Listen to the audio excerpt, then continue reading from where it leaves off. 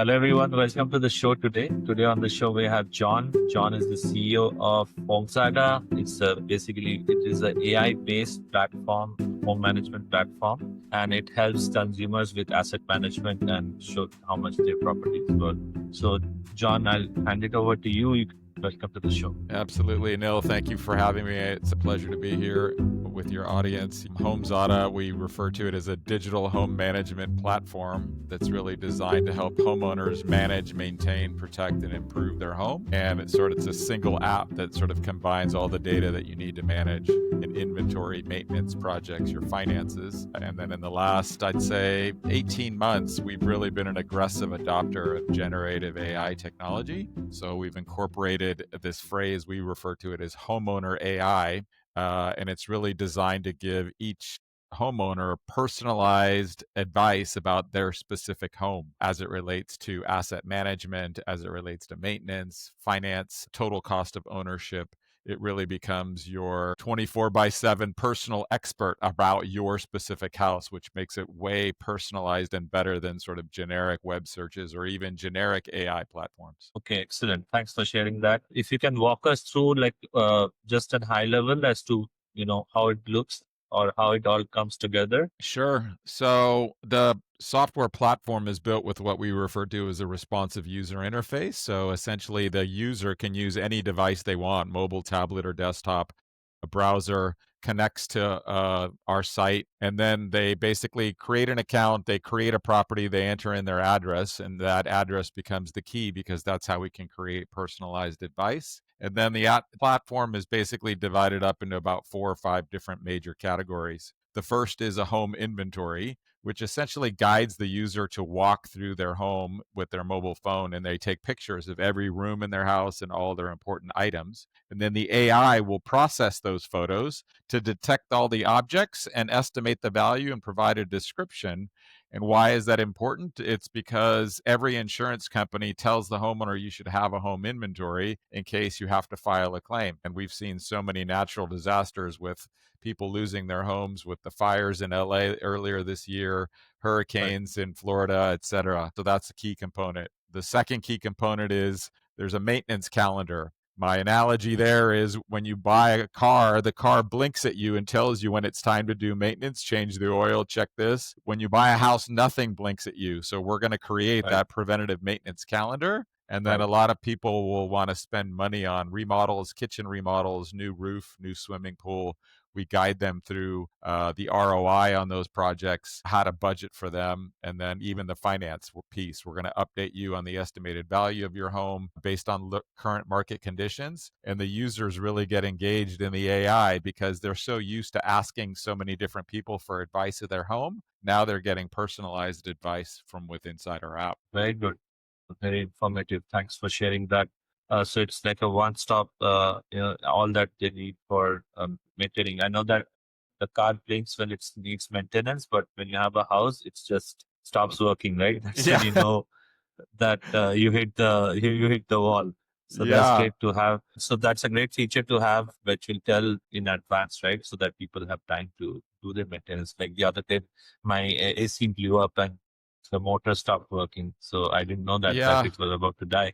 Yeah, that's the thing is most people think of their house as one unit, but in reality it's hundreds of materials and building equipment and appliances and all these things that are having to work together. HVAC, hot water, garage doors, appliances, your roof, your gutters. Do you live in a cold climate where it snows and drops below freezing? Do you get high winds and heavy rains? How do you manage all that stuff? There's a lot of geographical issues depending on the size and age and location of your home. Makes sense. So, John, tell us about how you came up with this platform. What triggered you to start this company? Yeah, so it started candidly with a previous software company that I had founded, which was construction project management software in a different market category. But one of the co-founders of HomeZada, she was working with us at that other company, and she said, you know what, our previous software company can manage the details of a new NFL stadium being built, but I can't manage the details of my own house. Why isn't there a single app for me to log in to track all the data, the maintenance, the budgets about my house? And that was the nexus of the idea. Fortunate for us, we were able to sell that previous company, and myself and the other two co-founders were passionate entrepreneurs, and we were looking for another big idea. And we said to ourselves, after we interviewed like 100 other homeowners, we asked them, where's the data about your house? And we got the same answer. It's scattered everywhere. It's in paper. It's in multiple Google spreadsheets. It's in cloud storage. It's all over the place. There's no Right. central app to bring all that data together. And then when Yeah. you look at the size of the market, just in the US alone, there's probably over 100 million homeowners. And we feel like all of them struggle to manage this house. So that's why we set out to essentially build HomeZada. Excellent. Yeah, I know that not every home, I know some of the homes you can buy that feature where it integrates IoT devices to different appliances, but again, it's not very common. So this will definitely something that it will help the consumer. So I understand that you interviewed a lot of customers to get their feedback, and that's how you evolved. It's not just B2B, right? B2C, right? It is B2B also. If you can tell us what were the, like, get scaling and coming to a point where you can get more customers from when you started. How did you bridge that gap? Yeah, a lot of great questions there. So I'll start from maybe the foundation, which is at the end of the day, that a consumer homeowner is the user. So we first built the platform and we launched B2C because we had to prove product market fit, that we could get homeowners to sign up and even give us, a credit card for a $99 a year subscription fee, which we think is very reasonable to manage your largest financial asset and biggest expense. But scaling a pure B2C company, yes, that's still a possibility for us, but we always knew that there would be a number of partner opportunities in partnerships with what I call B2B2C. And we started targeting 4 or 5 key industries that target the same consumer homeowner. So one of them is home insurance companies. Right? Pretty much every homeowner has to have home insurance, and there's probably 10 to 20 top insurance companies that are the ones basically selling you an insurance policy. Then you have mortgage businesses, people that are helping you buy the home in the first place by helping you secure a mortgage. You also have the real estate industry, which is the agents and the brokers that help you either buy or sell a house. And then you have the home improvement industry, which is a lot of retailers and online curated marketplaces. The commonality amongst all of these businesses is they sell the homeowner something. You either sell them an insurance policy or a Yeah. mortgage or the house. But after that initial transaction, they start to lose touch with that homeowner. So the common theme of what they're all looking for is better customer engagement. How do Yeah. I engage my customer to stay with me for multiple years so that they come back and get the renewal insurance and they don't switch and they hire me to sell their house later and they get a refinance with me and they shop at my retail for home improvement projects? So we started working with basically offering all these businesses a branded version of HomeZada where they can get their brand.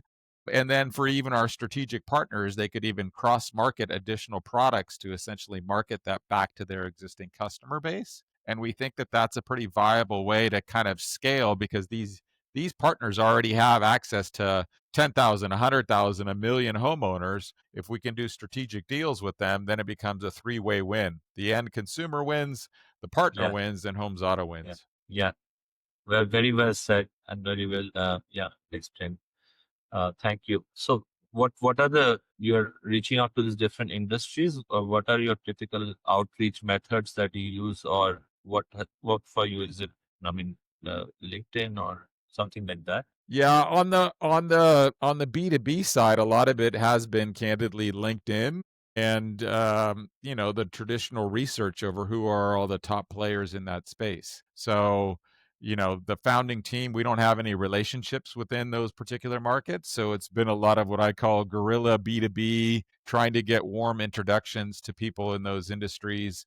Yeah, we've gone to a few trade shows and conferences, got an opportunity to do a lot of what I call startup competitions. So a lot of these industries will have associations where they gather together and have their annual meeting. Well, they're all looking for what they refer to as insurtech or prop tech or fintech solutions. So oftentimes we submit HomeZada and then we get exposed during that sort of competitive process about what our product does. That generates a lot of B2B leads for us as well.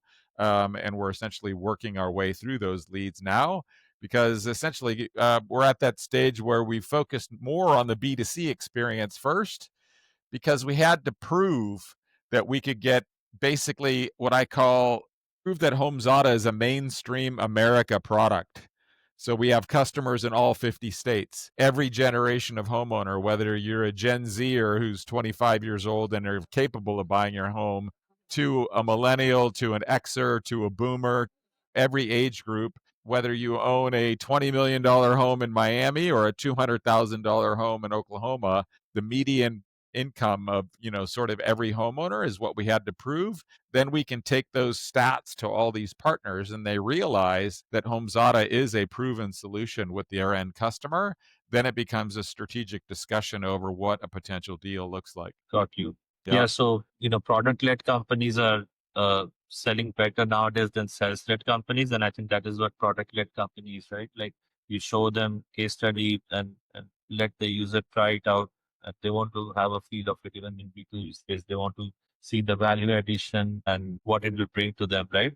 So that's, yeah, very Yeah, interesting. you're absolutely correct. It's one of the simple taglines that we often use is everything about your home in one place, one Yeah. app. That sounds like a pretty simple development effort in terms of software, but it's actually pretty complex because of all those things that I talked about.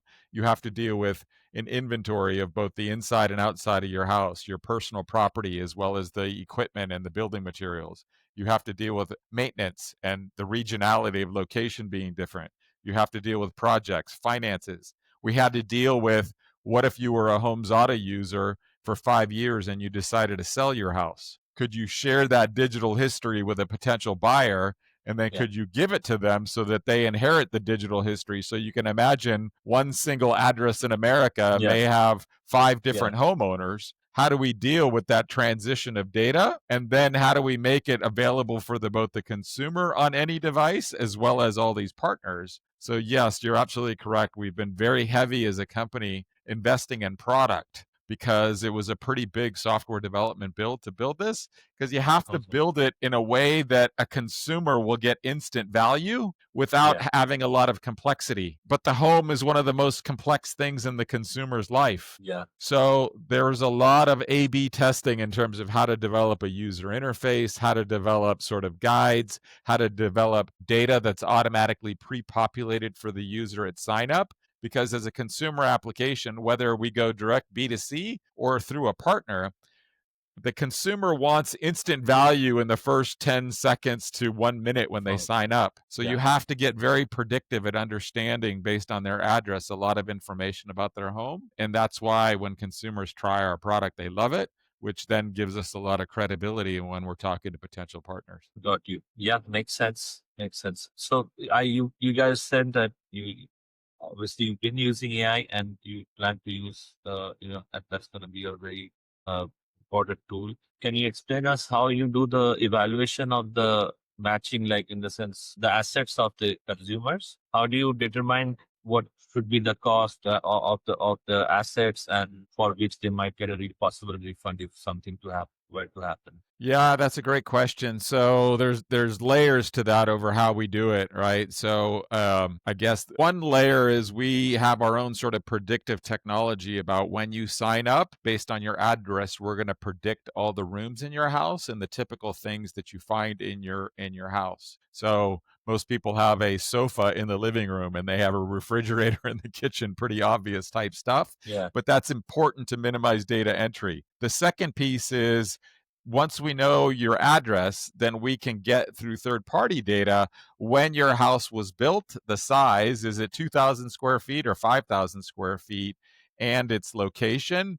And we can also get its current market value, right? Do you live in a home that's worth, $2 million in San Diego or, $700,000 in St. Louis, Missouri? So there's what I call, as soon as you know a house value, now you have a socioeconomic sort of window into what the potential assets inside that house are worth based on using the leverage of what the home is actually worth. Then the third Makes piece sense. is you encourage the customer to take photos of their house. So now when the consumer takes a photo of their living room, then we process that via AI, and the AI is multimodal, so we're processing the consumer's photo. The AI detects the objects. It detects the sofa. It detects the TV mounted on the wall. It detects the built-in gas fireplace, the rug, the appliances, the artwork on your wall. Gotcha. But now through the generative AI over how much all those things typically cost, we do a lot of massaging of that data, knowing that this user is in San Diego in a $2 million home versus this user is in a $700,000 home. That creates the estimate and the description to be much more accurate because the exact same AI process is being done every minute of the day, but there's so much uniqueness associated with the fact that it's their photo and their house in a specific location, which is what Yeah. makes our homeowner AI much more specific and better, in my opinion, at being more accurate. Yeah. Very interesting. I'm sure it's a very complex process, but you guys have nailed it. So There's sounds very always room interesting. for improvement, and what I always tell Yeah. people is, I mean, candidly, we've got a tremendous amount of feedback from people who love the home inventory AI, and it's I still look at AI as it's a tool. It's going to help you create data about your house in 10 minutes versus, a week. But the accuracy of the data is still in the eye of the beholder. And it has to do with the composition of the photo, right? If you have a piano in your photo, well, does the composition of the picture know the brand name of the piano manufacturer? Yeah. If it doesn't, it may guess a generic piano is $10,000, but if you have a Okay. specific close up photo, then the AI gets smarter because it understands the brand. And now it Okay. can assess that information to come up with even more levels of accuracy. But then we always give the user the ability to correct what the AI may have missed, 10, 15% in either direction. Very easy for the end user to correct what the AI originally came up with. Yeah, I was coming. Yeah, exactly. That's what was what I was trying to understand. The sofa in a more expensive house will be a lot more probably. You know, typically it's a lot more worth than somewhere else. But so you guys have that brand matching mechanism in place if the are clear, and then you do the matching. Yeah, because the AI on the home inventory, we train it two ways. One is, do you take a broad picture of the living room where you see everything, or do you take a close up? Like for instance, I show in my demos, like if you take a close up of your HVAC unit where you can see the name and brand and serial number of your manufacturer. Then the AI is trained because it sees the serial number and the model and the size. It can actually detect a lot more information like warranty information or maintenance suggestions or how long this HVAC unit's going to last, meaning most of them Yeah, last somewhere between 15 to 20 years. So then it right. gives you an estimate over, hey, Nil, you might need to replace your HVAC unit in 5 years, and it may cost you 15 grand. You see what I'm saying? So based on Yeah, a close up, it's trained to give you a different set of data than if you take a broad photo of just the yeah, room with all the different objects. right. It maps generic versus specific Correct. brand and year, right? So that helps and that makes sense. Yes, Correct. excellent. Thanks. And then where are how many user bases do you guys have now? Like how many users? Like, is it nationwide now? Your app or it's specific to states? Yeah, we don't reveal the details of our user base, No. but let's say it's getting close to six figures. But it is the more important thing for us. We've done that. Going back to what you said, we've been more product led as a startup, investing in product. Very what I call low guerrilla marketing budget to acquire that user base is pretty impressive. The more important thing for us is it's in all 50 states and Oh it's wow. pretty Okay. proportionate based on population, right? So California, Texas, Florida, New York, Illinois, but even homeowners in North and South Dakota kind of mentality. We also have, even though we market the product as US only, there's a lot of international consumers who find out about us and in probably 5 to 10 international countries that are signing up and using this as well. Okay. And Very it nice. kind of goes to our demographics are pretty much every generation, every homeowner, whether you own a condominium or a townhouse or a single family home or a Yeah. large estate, everybody's using it, which now we're kind of at that position where we're pretty excited about the growth opportunity because, again, generative AI technology is just a massive, as you probably know, the next decade is going to change our Yeah. lives if it's not already changing it today. But the Yeah. fact that HomeZada's got this footprint on homeowner AI and there's 100 million homeowners, you can do the math on $99 a year, what that market potential is. Okay. In terms of Excellent. scaling, that's a pretty exciting place for us to be in. Yeah.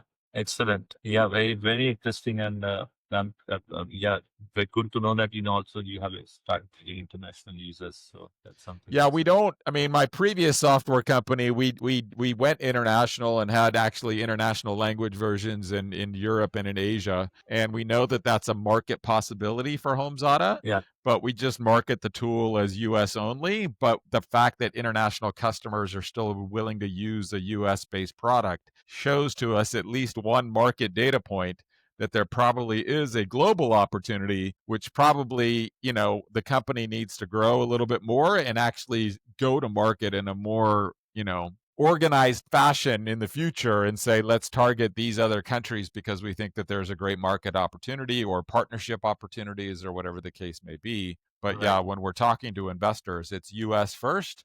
And then, but there, we believe there is a global opportunity here. Okay. Yeah, for sure. And then what are your plans for the rest of the year? Like, I know we are in already Q3, but how is it like as far as expansion goes? Yeah, we are focused, I think, on probably three things. One is we're continuing to build our pipeline of partners. So we're seeing a lot of traction with insurance industry, both Okay. carriers as well as individual insurance brokers. We're also starting to see more traction on the mortgage space. So that's one category. Another category is uh, we are looking at sort of how to scale B2C, but do it through an affiliate marketing model. So there's a Okay. lot of there's even a fifth category of essentially if you think about the home, there's a lot of huge media companies that write about the home, right? And so there's a lot of media that's written about the home.